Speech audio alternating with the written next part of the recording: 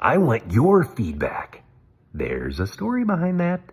This is your daily message from Chad, number 945. To upgrade your mental game today by telling yourself a better story. Because the most important story you hear is the story you tell yourself. If you've not followed or subscribed yet, please do. This message is dedicated to Beth Barefoot. Here's the upgrade. You think it's critical or uncaring, but upgraded thinking knows the only route to improvement is feedback.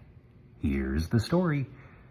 When I was a little kid in elementary school, I was in my first school play. I don't even remember the play. It was based on a comic strip syndicated at the time. I think the main character was a sheriff. I was not in the lead role. I played a Native American boy. We called them Indians back then.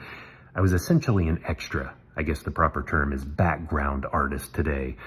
I might have had only one line, but this experience gave me an appreciation for feedback.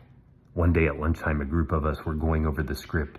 We were going around the table reading our lines. It came to my one line. It was only 3 words. I confidently read them. Everyone started laughing at me. Before I tell you why, you need to know I was taught to read by phonics. So I used my phonics reading skills as I said, "No way, Jose," pronouncing it with a hard J and silent E. I had never heard the word Jose pronounced before and did not know it was Spanish. I was embarrassed, but that feedback taught me. A popular anecdote about feedback that's frequently shared online comes from a behavioral scientist article titled, Give More Feedback, Others Want It More Than You Think. It recounts a personal experience from one of the authors during a high school play rehearsal. The author repeatedly mispronounced the word mischievous as mischievous, adding an I. Despite practicing in front of dozens of friends and audiences, no one corrected her until after the opening night performance when a teacher finally pointed it out.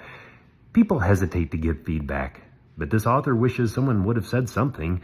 You've probably been in a situation where after the fact you wish someone would have provided some. The better story to tell yourself is, feedback is my friend. There are definitely approaches to feedback that work better than others. We've all received harsh feedback. The praise sandwich is a common tactic for lessening the blow of negative feedback, where the negative is sandwiched between 2 positives. Do you ever ask for feedback? Will you give me some feedback? I'm thinking about making some changes to these daily messages as I approach message 1000 in a couple of months. Why do you listen? What do you notice? Will you give me your feedback? So I invite your feedback to fromchadsmith@gmail.com.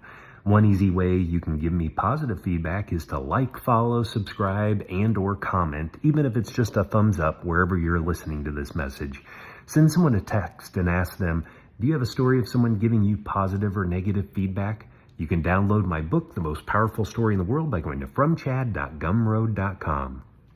The transcript of this message and hundreds of others are always available at www.fromchad.com. What do you think about this, Dan?